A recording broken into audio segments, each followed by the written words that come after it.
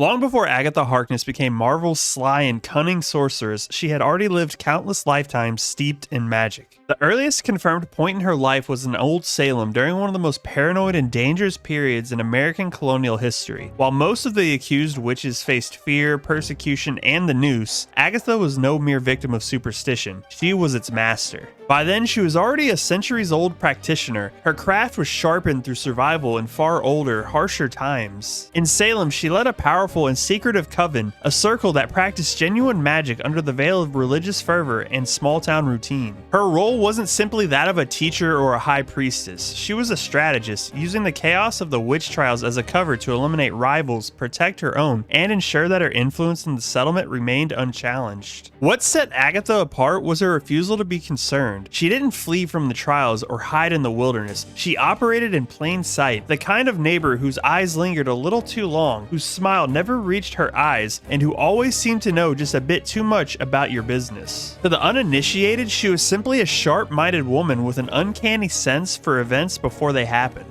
To those in her coven, she was an unshakable anchor that held them together in a world eager to see them burn. By the time Salem's hysteria faded into history, Agatha had not only survived, but emerged stronger, her network of loyal witches intact, her secrets guarded, and her reputation both feared and respected, cemented for generations to come. Agatha's powers are both the product of innate magical talent and centuries of relentless refinement. From the earliest glimpses of her in Salem to her later clashes with the supernatural elite, she has shown herself to be a master of virtually every major branch of sorcery. Her spellcasting includes elemental manipulation, telekinesis, transmutation, and complex wards that can shield against both mystical and physical harm. She's equally skilled in divination, able to scry across vast distances or catch glimpses of possible futures with unnerving clarity. Her magic isn't limited to just flashy displays. Agatha thrives on precision. She can bind spirits, alter memories, summon and banish creatures. She can also weave protection enchantments that last for centuries. Beyond her raw magic is her greatest weapon, her experience. Agatha's longevity spanning many human lifetimes has given her immense knowledge of magical history, rare artifacts, and strengths and weaknesses of nearly every sorcerer worth naming. She's as much of a scholar as a spellcaster, her vast library of grimoires and talismans often serving as extensions of her power. Even without magic, she's a shrewd manipulator and survivor, able to read a room as skillfully as she is able to read an incantation. Every spell she casts, every alliance she forges, is part of a larger, calculated design, proof that for Agatha Harkness, sorcery isn't just about power, it's about control. One of her first modern appearances was when she became the unlikely guardian for Franklin Richards, the young son of Reed and Sue Richards of the Fantastic Four. Far from being a gentle nanny, Agatha was the kind of caretaker who could face down alien threats, demons, and sorcerers without so much as adjusting her shawl. When danger came for Franklin, she handled it with a mix of precise spellwork and unnerving calm, proving she wasn't simply another figure from magical history. She was still one of the most capable magic users alive. Her connection to Wanda Maximoff, or the Scarlet Witch, became another defining chapter. Agatha took Wanda under her wing, guiding her in harnessing chaos magic and deepening her understanding of witchcraft. This mentorship was anything but soft. Agatha's lessons were often cryptic, forcing Wanda to learn through trial, error, and occasional moral compromise. In one of her most morally complex acts, Agatha erased Wanda's memories of her magically created children after their disappearance. This choice would ripple through Marvel history, shaping Wanda's most infamous moments. Agatha's path has also crossed with other magical heavyweights, from aiding Doctor Strange in mystical conflicts to standing up against supernatural forces that threaten the balance of the world. Her alliances are often temporary, her loyalties fluid. She'll work with heroes when their goals align, but never at the expense of her own design. Even in death, yes, she's been killed more than once, we'll get to that later, Agatha refuses to stay gone long. Whether manifesting as a ghost or returning to flesh as she re-enters stage with her wit, cunning, and mysterious agenda intact. Every appearance reinforces the same truth. Agatha is never entirely on your side, but if she's against you, you'll know just how dangerous a witch can be. Agatha eventually embraced the role of Marvel's perennial wildcard, part mentor, part manipulator, part outright threat. Her centuries of survival distilled into a sharp-edged presence that could never quite be placed as a hero or a villain. Following her time as Franklin Reed's caretaker, she remained a quiet but powerful figure in the Fantastic Four's extended circle, stepping in when mystical crises demanded someone with her expertise and unflappable demeanor. It was during this period that her bond with Wanda Maximoff deepened, their relationship evolving into one of Marvel's most famous mentor-student dynamics. While Agatha sharpened Wanda's magical abilities, she also made decisions for her that crossed deep ethical lines, none more infamous than stripping Wanda's memories of her lost children. To Agatha, it was mercy, but to Wanda, once the truth had surfaced, it became a seed of bitterness that would one day bloom into disaster.